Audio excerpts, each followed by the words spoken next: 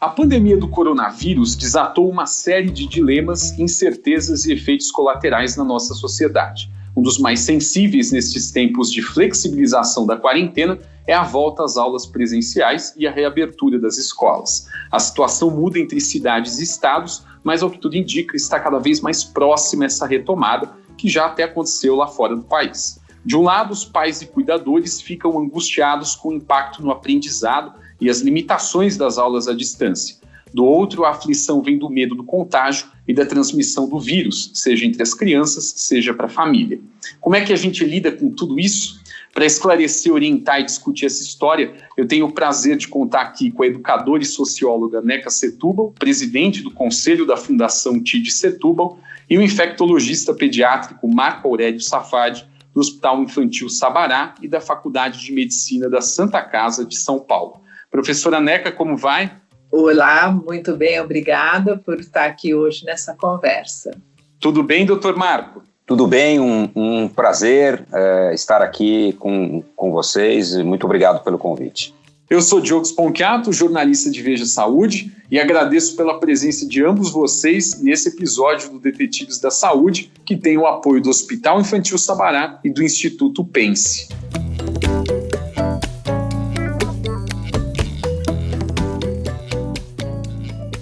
Os estados e municípios estão definindo o cronograma de reabertura das escolas. Em São Paulo, por exemplo, o governo estadual prevê que isso aconteça para valer no início de outubro.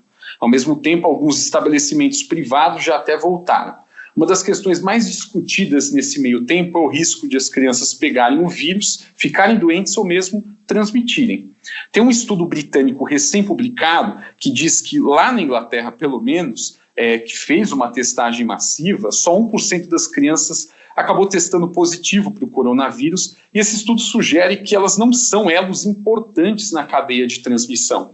Doutor Marco Aurélio, vou começar com o senhor. Qual que é o raio-x sobre a Covid em crianças até o momento? Elas correm perigo? Tem diferenças entre crianças pequenas e aquelas mais velhas? Eu acho que esse é um ponto muito interessante, né? Eu diria até que é uma das características mais intrigantes, né, da Covid-19, que é o peculiar comportamento dessa doença na população pediátrica. Então, ao contrário de outras doenças, o que nós temos visto, e é importante dizer, temos visto de maneira consistente, desde os primeiros relatos na Ásia, passando pela Europa, na América do Norte, e mesmo aqui entre nós, as crianças, de forma geral, elas têm apresentado, vamos dizer, uma frequência muito menor de complicações, muito menor de hospitalizações e muito menor, felizmente, frequência de óbitos relacionados à Covid-19. Até mesmo o risco de infecção, a despeito de haver ainda alguma dúvida na literatura e estarmos construindo essas evidências de maneira mais sólida, até mesmo o risco de infecção é menor. Para que a gente transforme isso em números que sejam mais palpáveis para as pessoas que estão nos escutando compreenderem um pouco, vamos dizer, essa dinâmica, nos Estados Unidos, as crianças, e quando eu falo crianças aqui, estou me referindo a crianças e adolescentes de até 19 anos, ou seja, de 0 a 19 anos, eles foram responsáveis, nos Estados Unidos, por aproximadamente 0,5% das mortes relacionadas à Covid-19. Significa dizer que, a despeito deles representarem provavelmente 25% da população americana, eles responderam por menos de 1% das mortes. Este mesmo fenômeno, interessante destacar, também observamos aqui no Brasil. De acordo com o último boletim do Ministério, o número de mortes em crianças e adolescentes responde por menos de 1% do total de mortes atribuídos à Covid-19. Então, em resumo, crianças aparentemente têm um menor risco de infecção, crianças, de maneira consistente, fazem, uma vez infectados, formas mais leves de doença, com menos risco de hospitalização e com menos risco de morte. Perfeito, doutor Marco. E esse risco da criança levar o vírus para casa, eventualmente, o que a gente pode dizer a respeito disso?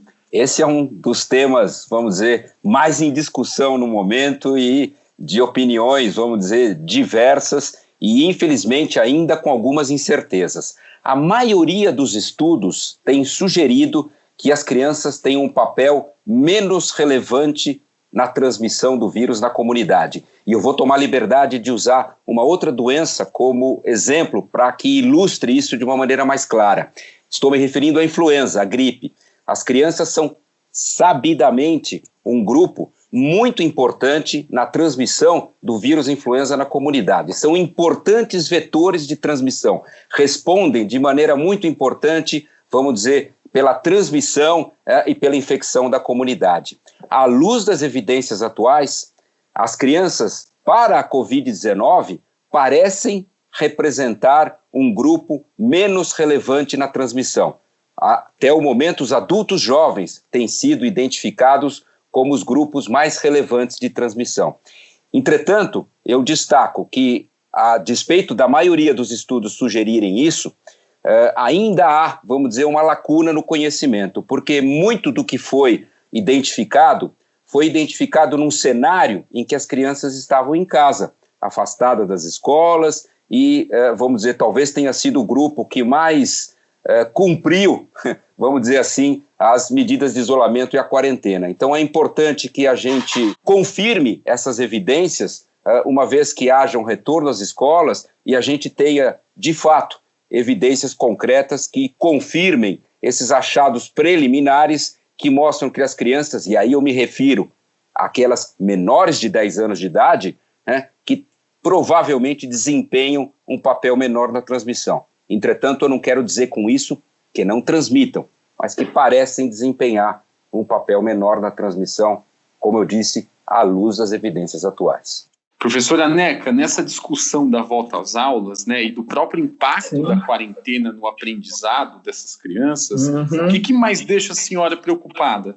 Nossa, muitas coisas. Para te dizer bem a verdade, eu tenho ficado muito angustiada com essa situação, né?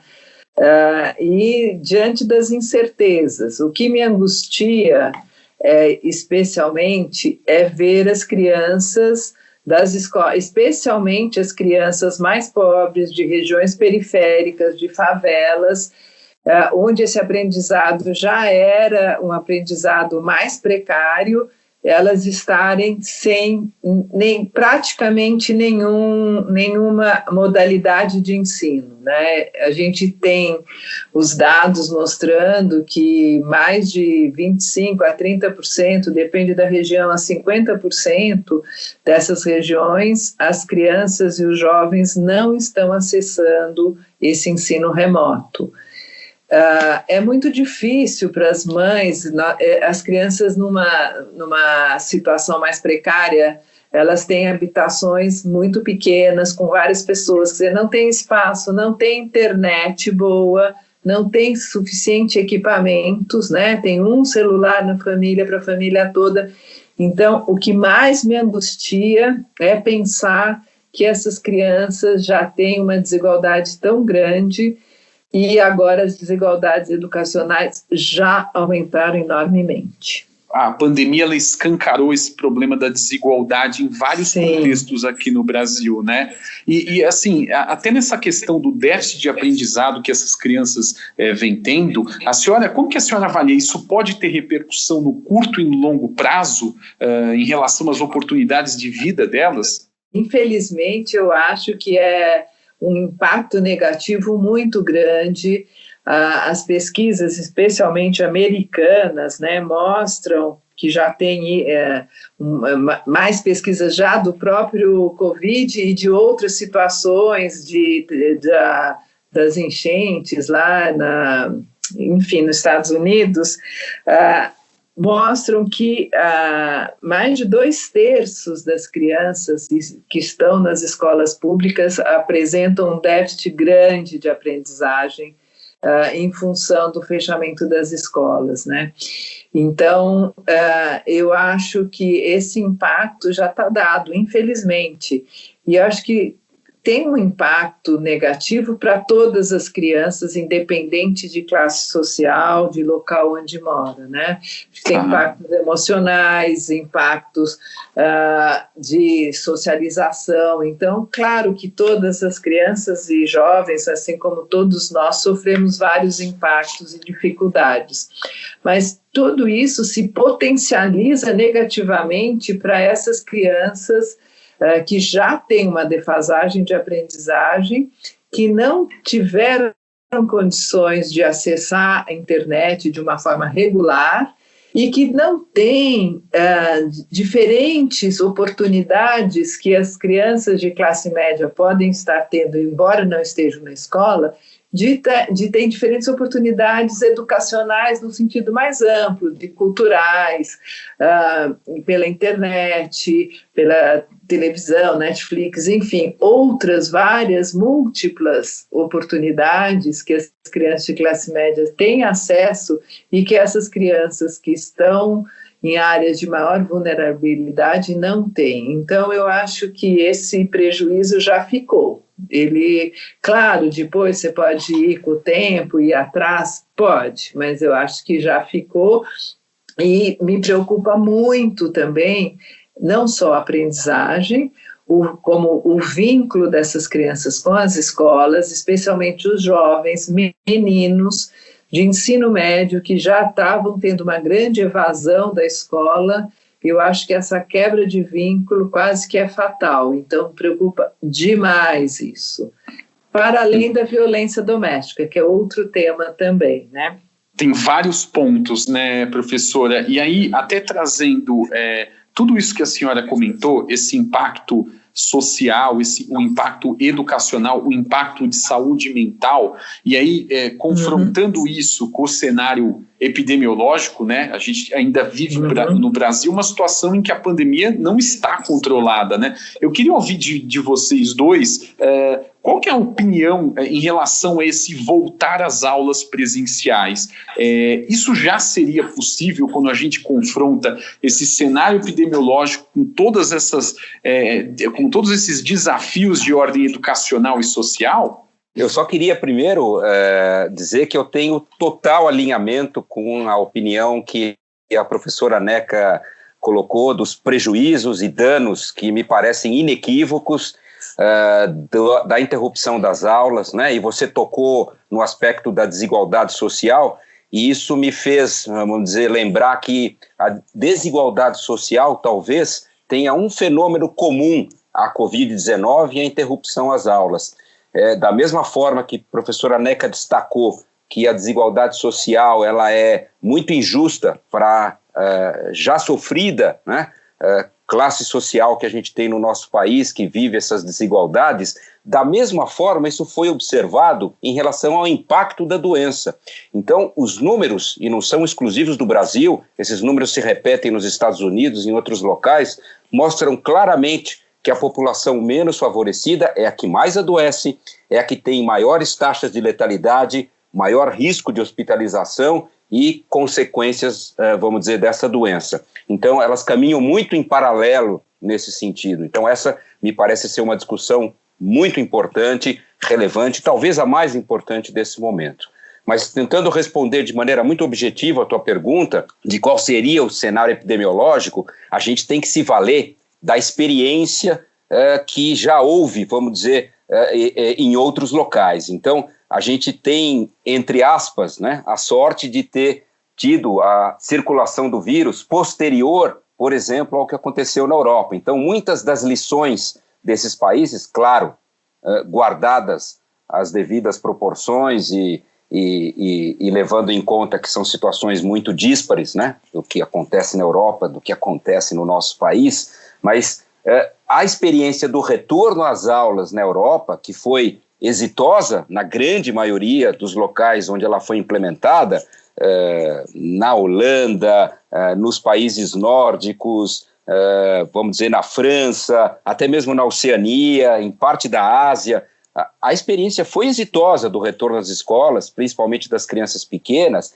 Ela ocorreu num cenário epidemiológico que foi comum a todas essas experiências exitosas. Leia-se baixa transmissibilidade da infecção, números controlados da circulação do vírus na comunidade. Infelizmente, algo muito distante do que este momento epidemiológico que vivemos no Brasil oferece.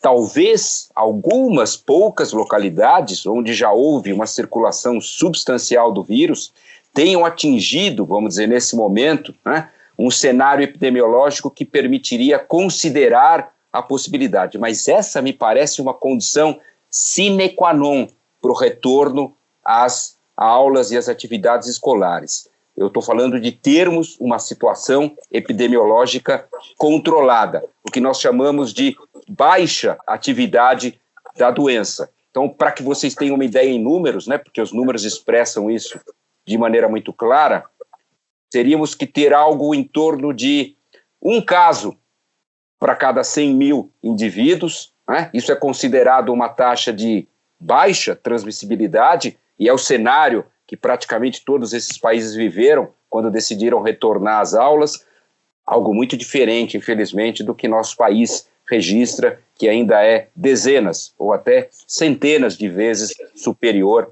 a esse cenário que eu descrevi aqui.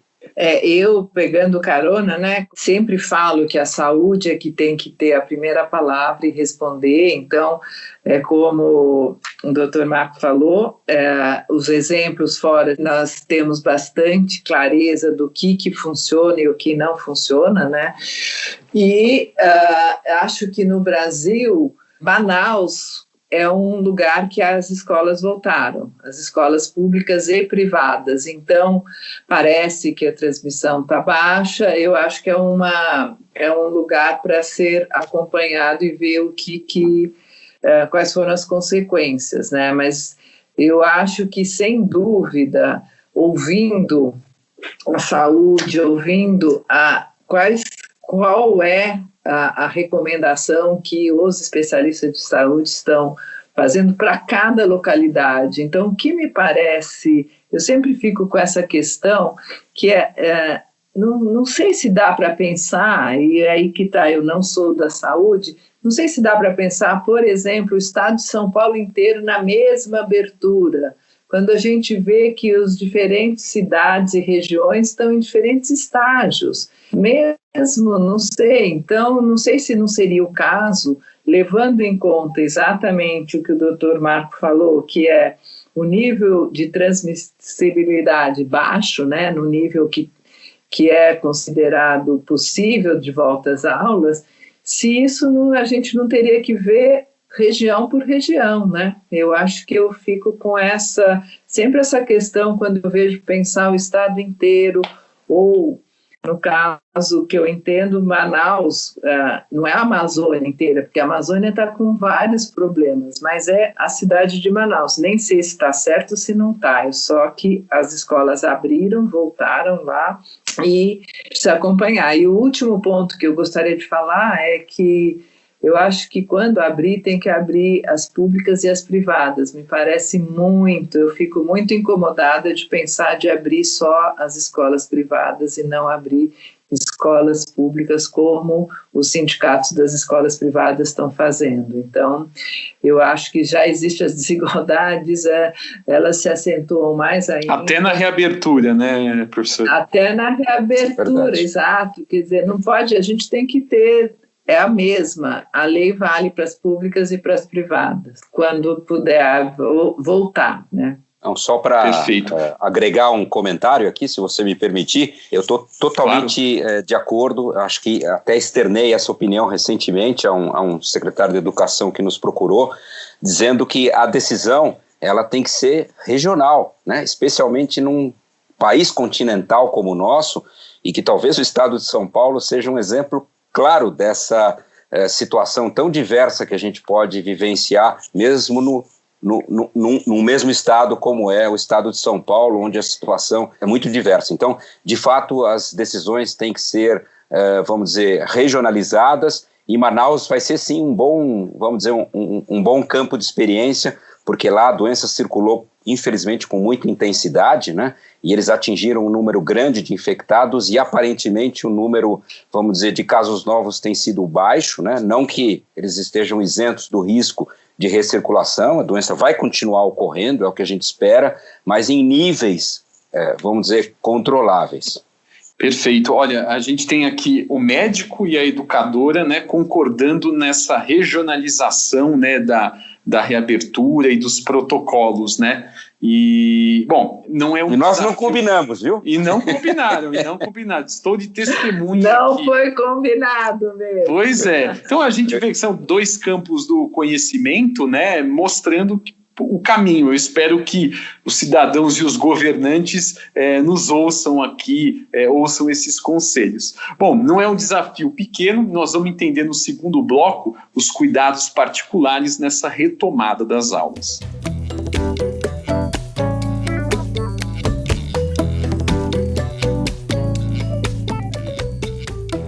Doutor Marco Aurélio, algumas instituições têm se mobilizado para trazer instruções para as escolas e para os municípios para estabelecer um retorno mais seguro às aulas. Nessas recomendações constam, por exemplo, medição de temperatura na entrada do estabelecimento, rodízio de alunos, o incremento das medidas de higiene, né, menos crianças por sala de aula, etc. Na opinião do senhor, o que é decisivo do ponto de vista da segurança pro contágio do coronavírus?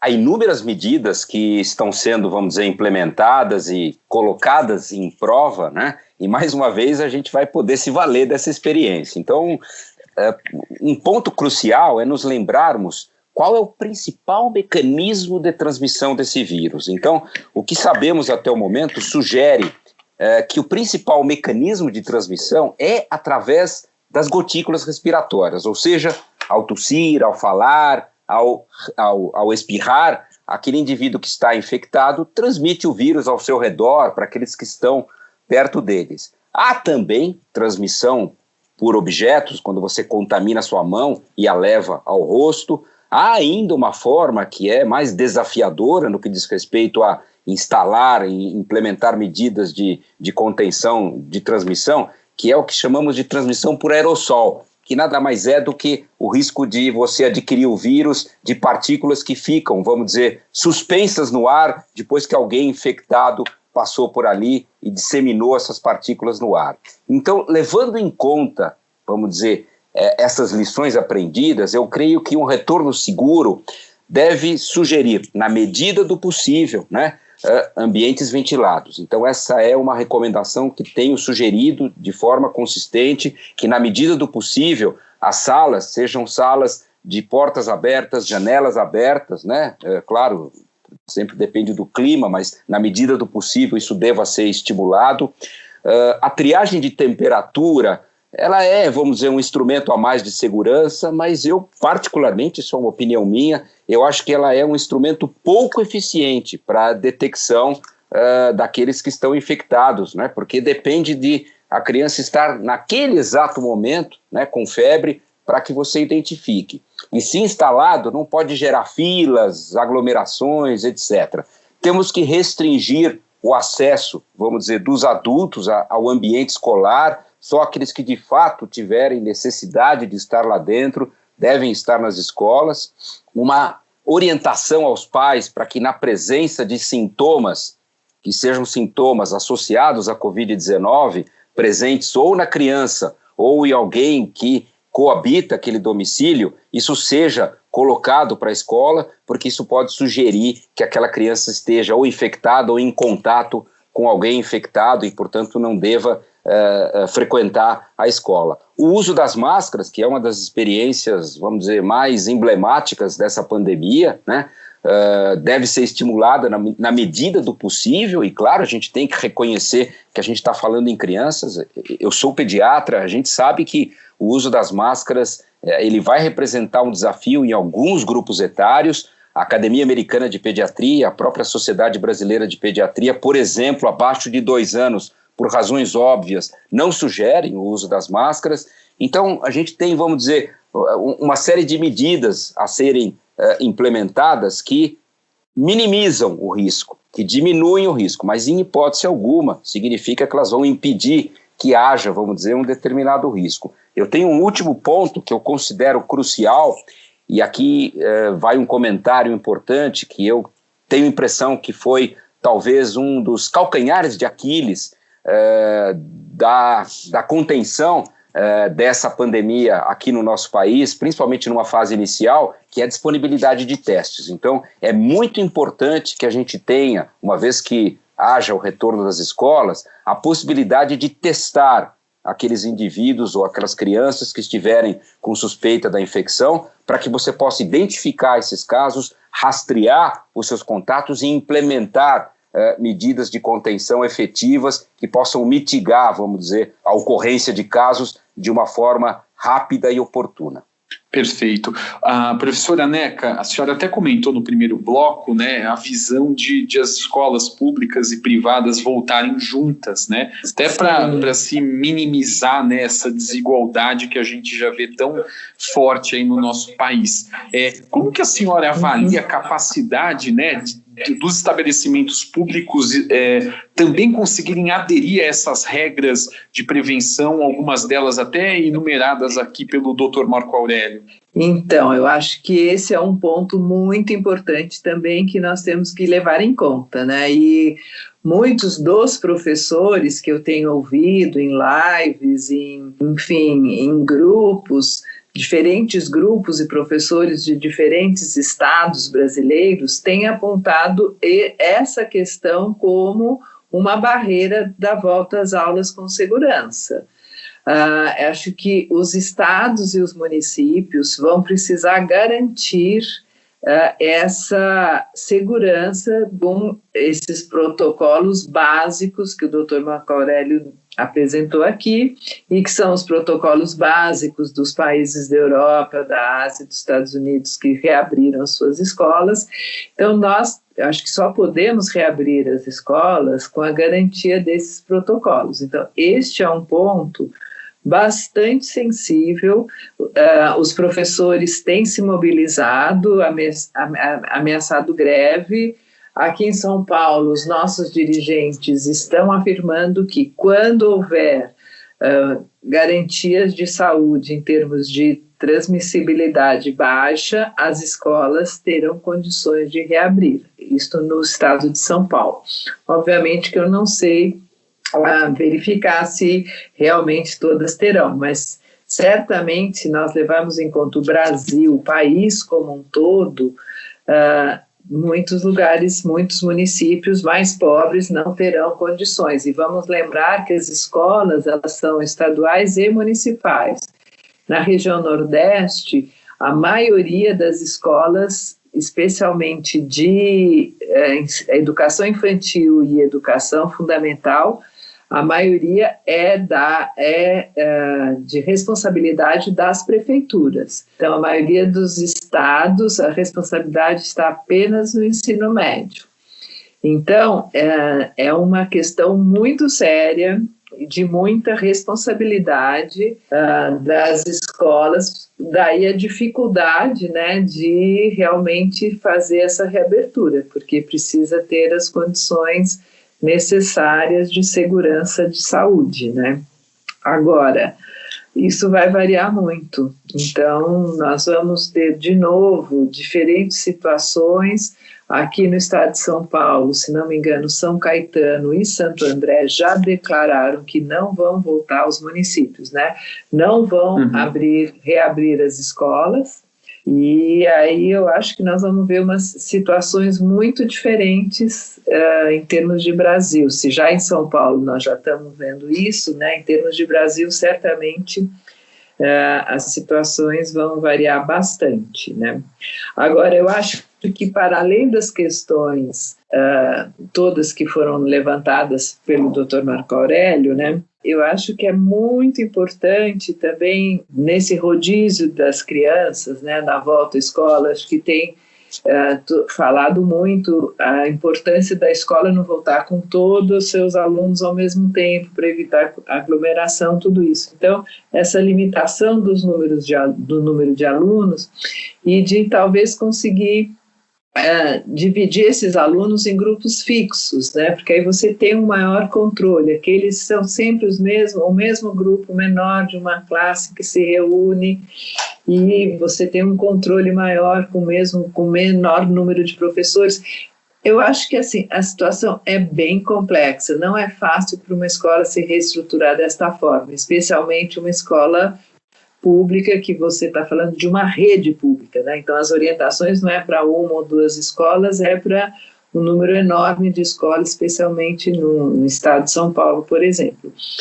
Mas eu acho que quando for possível voltar às aulas e dando segurança, é muito complexo e acho que as escolas vão precisar de apoio da sua comunidade escolar. Então, dos pais, da comunidade do entorno, das ONGs que estão perto. Então, acho que muitas localidades, especialmente nos bairros periféricos, já aconteceu isso, né? Já aconteceu dos pais estarem muito mais próximos das escolas, das ONGs, das diferentes organizações, das igrejas, todos estarem muito mais próximos para poderem se articular e se mobilizarem para ajudar toda a sua comunidade. Então, acho que isso é uma oportunidade para as escolas que reabrirem nessa volta às aulas, elas poderem contar com as suas comunidades nesse rodízio de alunos, nessas diferentes formatos que a escola vai ter que se adaptar na volta às aulas. Então, acho que isso é uma oportunidade para a escola estar mais aberta nos seus territórios, porque, em geral, as escolas são muito fechadas. Perfeito. E eu até quero pegar um gancho, professora, na sua fala, né?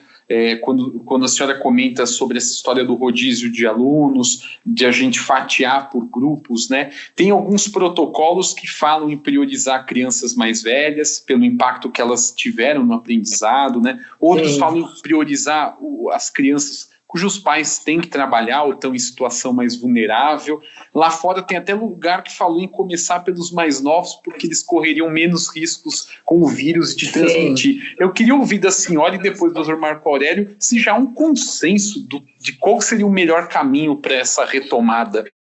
Do que eu tenho lido, não sei, aí o Dr. Marco Aurélio vai me complementar, do que eu tenho lido é isso que você falou. Eu acho que tem vários exemplos diferentes. Quem começou pelas crianças menores, porque o risco é menor de transmissão, quem começou, mas as razões são diferentes, né? Quem começou pelos jovens, porque esses têm uma necessidade de sociabilidade maior, ou porque estão terminando um terceiro ano e aí não tem o ano que vem para poder repor o aprendizado. Então, eu acho que vai depender um pouco do critério que for adotado para pensar esse rodízio e essa diferenciação dos grupos que estão indo para as escolas, né? Agora, o que eu quero dizer é que a gente precisa ter uma orientação das secretarias e, infelizmente, a gente não está tendo uma orientação do Ministério da Educação e acho que também como cidadã do Ministério da Saúde. Então, infelizmente, porque nesse momento é muito importante essas orientações. Então, o que está acontecendo é que está cada governador, cada secretaria de educação por sua própria conta. E isso é uma perda muito grande. Eu já ouvi, mas parece que isso já mudou, mas que num primeiro momento, aqui onde eu estou, aqui no interior de São Paulo, a cidade aqui queria fazer, um dia vai os meninos, outro dia vai as meninas. Imagine você, que absurdo. Nossa. Aí os próprios pais do grupo de WhatsApp se rebelaram contra essa ideia, e aí não vai mais. Mas então, você veja a falta de orientação, o que leva, entendeu? As secretarias, as escolas, porque realmente é uma situação inédita, difícil e complexa. Então, é isso, precisamos ter orientações.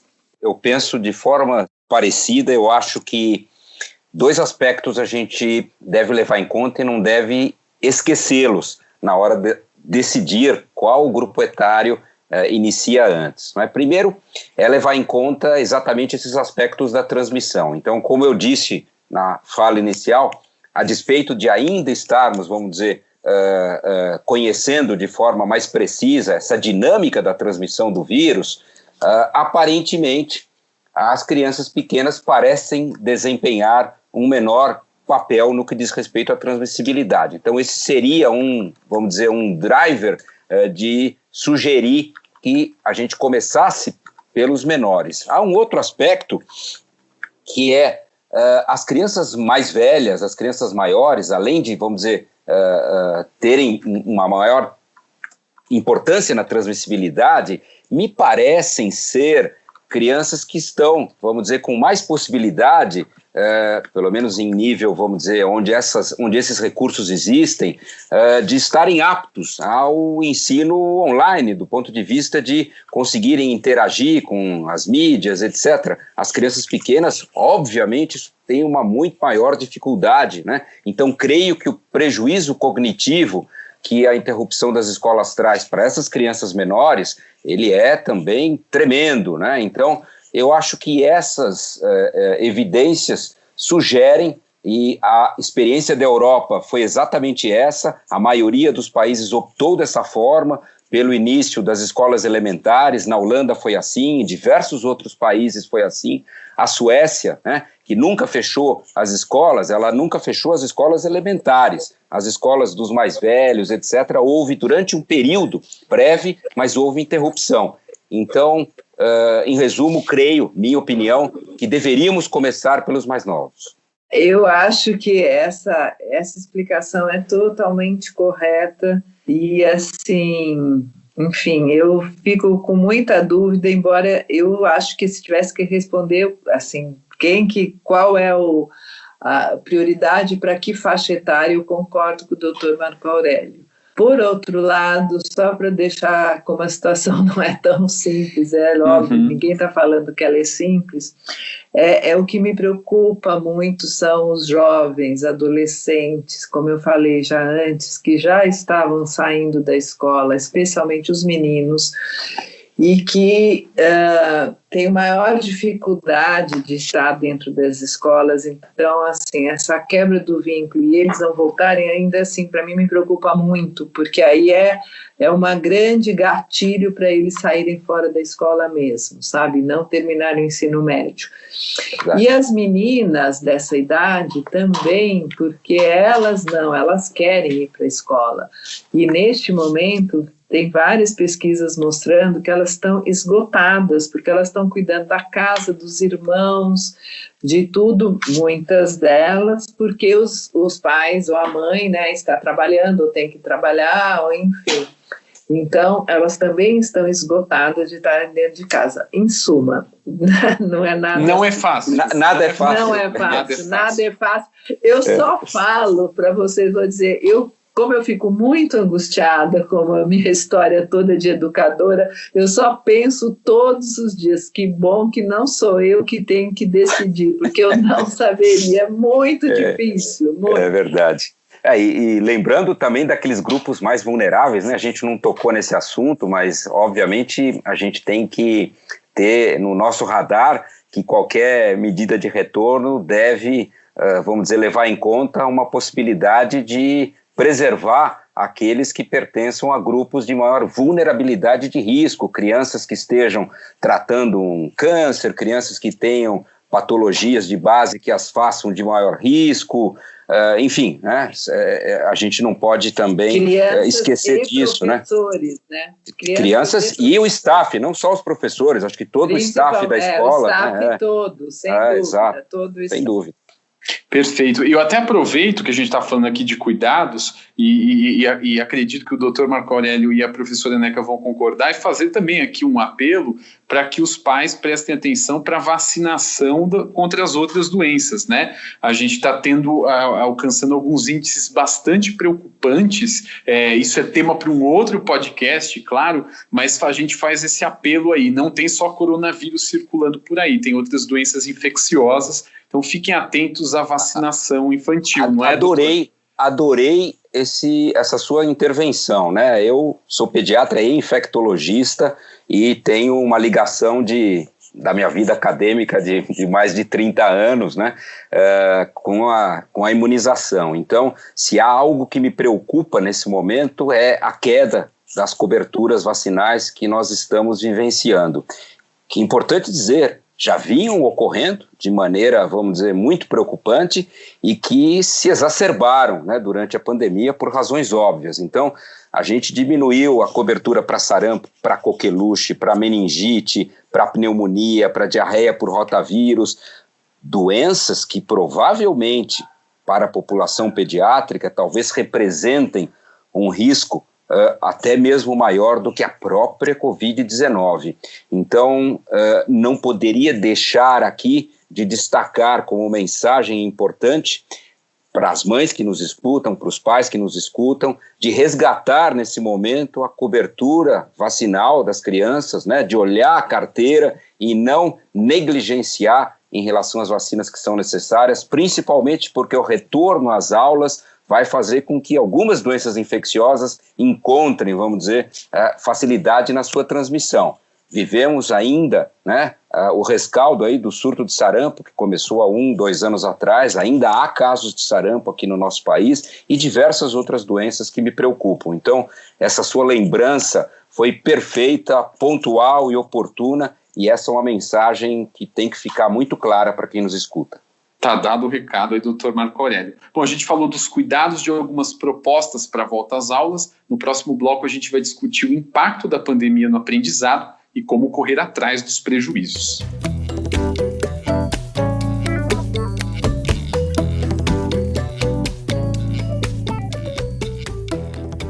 Professora Neca, muito se discutiu durante a quarentena sobre as limitações da educação remota, das aulas online, né? Elas não substituem, de fato, o ensino presencial, sobretudo para aquelas crianças menores? Qual que é a sua avaliação?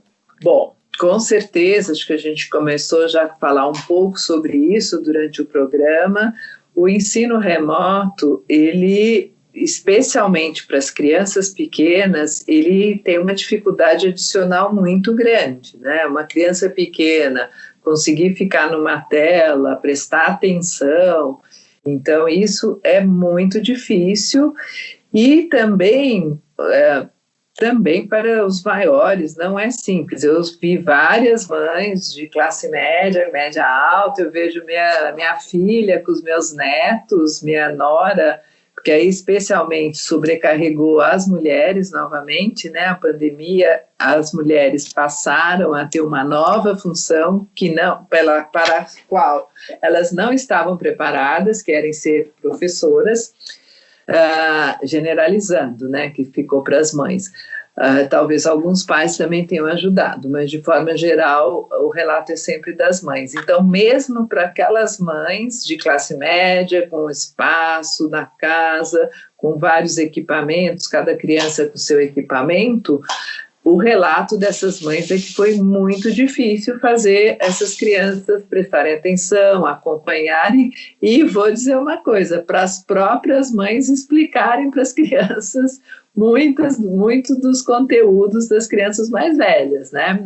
Que as próprias mães de classe média, média alta, classe alta, que tiveram muita dificuldade também de estar explicando. Então, realmente, o ensino remoto para as crianças pequenas é muito difícil, realmente é um paliativo que foi feito, que bom. O que me parece mais importante desse ensino remoto para as crianças pequenas, especialmente, é o vínculo com a escola, o vínculo com os colegas, então a contação de histórias e poder fazer algumas atividades online, eu acho que sem as escolas que sobrecarregaram crianças pequenas de aula online, eu sou absolutamente contra. Eu acho que isso foi muito contraprodutivo. Eu não acredito que essas crianças tenham aprendido. É como se a escola quisesse mostrar para os pais que toda a matéria está sendo dada. Gente, nós não vivemos nisso, estamos num momento absolutamente excepcional do mundo e a matéria não será dada e não foi dada. Então, o fato do professor dar 5 aulas por dia, aquela criança ficar na tela, não quer dizer que ela prestou atenção, que ela entende, que ela ouviu, e nada disso. Então, eu acho que a gente tem que aproveitar de novo essa oportunidade de uma crise tão dramática, as escolas reverem os seus currículos, sabe? E ver o que é realmente essencial e o que é... o Brasil é sempre muito criticado porque tem um currículo extenso e que nunca é cumprido.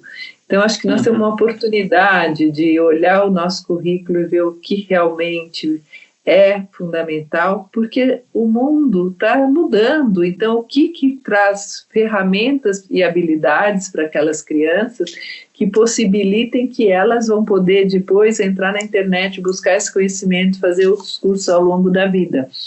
E eu acho que conhecimento é fundamental, mas a gente tem que saber priorizar qual conhecimento mesmo que é fundamental. E aí, de novo, só complementando, como a gente colocou anteriormente, obviamente que nesse ensino remoto, as crianças das periferias, das favelas, foram absolutamente prejudicadas. Doutor Marco, pegando um gancho no que a professora Neca acabou de falar, a gente vivenciou e ainda vivencia, né, essa alta exposição das crianças às telas, né? A Sociedade Brasileira de Pediatria pede para os pais limitarem essa exposição, né, na primeira infância, com crianças menores até evitar. Aí veio essa pandemia, veio a educação à distância.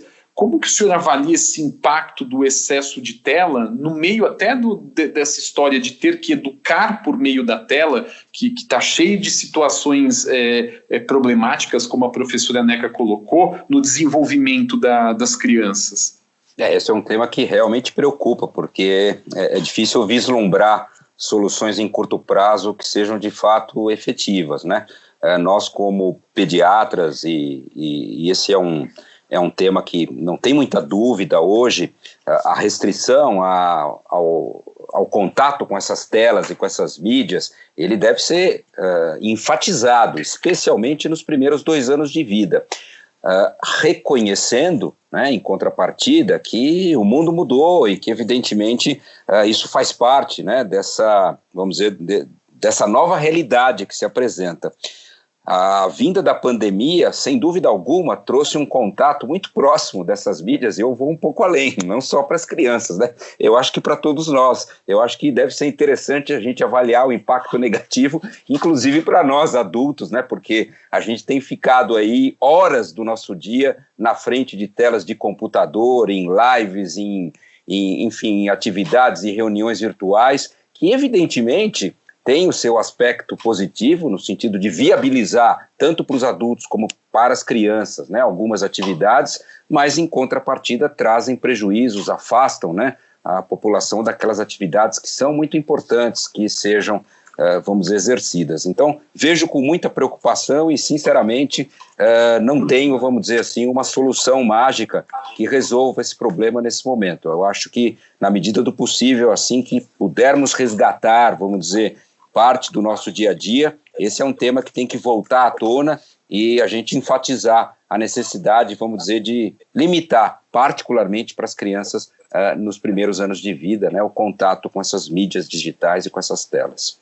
Eu só queria acrescentar que é isso mesmo, concordando totalmente, mas também pegando só um pouco esse gancho, né, que o doutor Marco Aurélio falou também. Todos nós aprendemos bastante, né? Então também acho que os professores aprenderam bastante, as crianças também, mas elas têm muita facilidade, já iam e tal. E o que me parece muito importante neste momento para a educação é que realmente a gente consiga uma legislação que obrigue a termos internet de banda larga para todas as regiões do país como um direito, sabe? Eu digo isso porque, claro que a pandemia trouxe essa possibilidade de um ensino híbrido, talvez para os mais velhos, né?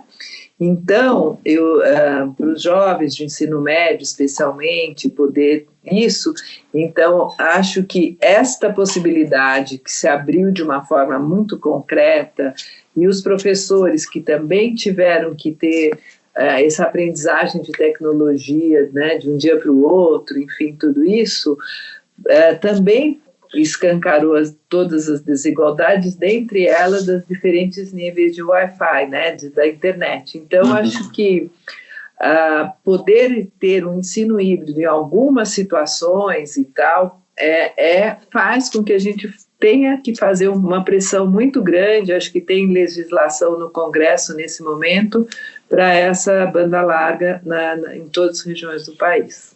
Perfeito. A gente fez uma reportagem para a Veja Saúde, em que a gente conversou com alguns psiquiatras da infância, e assim como a professora Neca e o Dr. Marco Aurélio, eles também falaram dessa questão de que a quarentena, o isolamento, as aulas à distância, elas trouxeram prejuízo ao aprendizado, principalmente das crianças menores. É um fato, né? Aí eu queria saber de vocês como que a gente poderia compensar esse prejuízo. É possível? Eu acho que, primeira coisa, tendo uma volta às aulas, e terá, não sei se é esse ano, se é o ano que vem, a gente tem que ter muita clareza, os educadores e os pais das crianças, dos jovens, que é fundamental que a escola trabalhe muito o acolhimento, toda a questão emocional das crianças, a sociabilidade, os aspectos lúdicos, né, e mesmo dos mais velhos. Então, não dá para a gente achar que vamos compensar e rapidamente agora dar todo o currículo que a gente não conseguia nunca dar em um ano, conseguir dar em 2, 3 meses. Não vamos, mesmo que as aulas vá até dezembro, janeiro, enfim, não vamos conseguir recuperar a quantidade de conteúdos. Mas a escola, além do conhecimento, que é o principal objetivo da escola e sua principal função, ela tem uma função muito importante de sociabilidade, de espaço público, que essas crianças interagem de uma forma muito contínua, rotineira e de identificação ou não, né? Então, acho que esse papel da escola ampliado, que não é só do conhecimento, embora obviamente é o principal, a volta às aulas, ela tem sim que fazer um esforço enorme de acolhimento, de socialização, de deixar essas crianças e jovens falarem um pouco como foi a sua experiência, o que aconteceu nesse tempo. Isso vai ser fundamental para que essas crianças, então, respondendo a sua pergunta, e jovens, reatem os seus vínculos com a escola, com os seus professores, e a partir desse vínculo consigam aprender de uma forma melhor, mais adequada, mais motivadora. Agora, não vamos conseguir repor a aprendizagem, isso não vamos conseguir mesmo, e eu acho que nem devemos, sabe, porque por todas essas outras dimensões da escola que eu mencionei. Perfeito. Doutor Marco, e na avaliação do senhor, né, que conselho a gente pode dar para esses pais que estão vivenciando essa situação? Eu acho que a gente tem visto, sabe, até mesmo no consultório, né, no atendimento de famílias, que além do prejuízo cognitivo que essas crianças estão vendo, eu tenho visto com frequência crianças que têm tido alterações no seu hábito de dormir, que têm tido dificuldade para dormir, dificuldade para comer, depressão. Então, um outro aspecto que eu creio que deva ser muito importante resgatar, né, além desse ato cognitivo, é também a saúde mental dessas crianças. Então, esse é um tema que também me preocupa, né, de maneira muito importante, e acho que a gente tem que focar no resgate cognitivo, no resgate vamos dizer, desse bem-estar dessas crianças, que a gente entende que só pode ser resgatado com o retorno de algumas atividades. Eu tenho destacado que em locais onde a gente já tem uma situação um pouco melhor, algumas atividades elas oferecem pouquíssimo risco, como, por exemplo, caminhar ao ar livre, né, na companhia daqueles que coabitam a sua casa, então com o seu pai, com a sua mãe, levar a criança para um lugar ao ar livre, etc. Algumas atividades devam ser estimuladas, né, até que a gente possa resgatar o nosso normal, né, ou o nosso novo normal, como se diz hoje, exato, até que a gente tenha, vamos dizer, instrumentos para, de fato, resgatar o nosso dia a dia. Eu acho que são pontos importantes que a gente não deve se esquecer nesse momento, né? As vacinas estão aí sendo desenvolvidas, elas têm um horizonte muito importante, a gente sabe que pelo menos as vacinas de primeira geração, essas primeiras que vierem, vão oferecer uma possibilidade do retorno a algumas atividades, mas eu gostaria de salientar que ainda não dispomos de dados, consistentes de qual será a performance dessas vacinas, que desfechos elas poderão prevenir, com que eficiência. Então, alguns eu tenho ouvido aí, assim que chegar as vacinas, tudo volta ao normal. Sugiro cautela. Não é bem assim, né? Os estudos estão encaminhados, a gente enxerga neles estudos muito promissores, mas a gente tem que conhecê-los com mais detalhes e interpretá-los da maneira correta para que a gente possa, vamos dizer, expressar para a população de uma maneira clara o que vai representar a vacinação. Eu, particularmente, entendo que ela vai representar uma menor chance de hospitalização, de formas graves, mas é improvável que as vacinas de primeira geração tenham a capacidade de impedir que o indivíduo se infecte, né? Ou seja, de interromper transmissão na comunidade, como faz, por exemplo, a vacina de sarampo, a vacina de rubéola, a própria vacina da polio. Então, tudo isso tem que estar no nosso radar, né, em relação às medidas que têm que ser tomadas daqui para frente. Perfeito, doutor Marco. Bom, o papo renderia horas, melhor, diria que renderia dias, mas a gente chega ao fim desse episódio do Detetives da Saúde, que tem o apoio do Hospital Infantil Sabará e do Instituto Pense. Aliás, em novembro, o Sabará e o Pense realizam a 5ª edição do maior congresso de pediatria do Brasil, que vai discutir este e muitos outros temas. Foi um privilégio contar com a visão e o conhecimento dos nossos 2 convidados. Obrigado, professora Neca. Muito obrigada, foi um prazer enorme estar aqui, conversar, e eu acho que reforçando nesse diálogo, né, da educação com a saúde, e é muito importante que a gente passe a atuar dessa forma mais integrada e também de uma forma mais integrada com os pais. É isso, e obrigada pela oportunidade. Nós que agradecemos. Obrigado também, doutor Marco Aurélio. Muito obrigado, eu que agradeço. Foi uma honra participar em companhia da professora Neca. A gente sempre aprende muito e confesso que educação e saúde, né, são os 2 pilares que eu, vamos dizer, como indivíduo enxergo, que são os pilares que constroem uma nação, né? E quisera eu que todos pensassem de maneira, vamos dizer, tão consistente assim, e que tivéssemos, vamos dizer, nos nossos governantes, pessoas empenhadas em, de fato, oferecer ao nosso país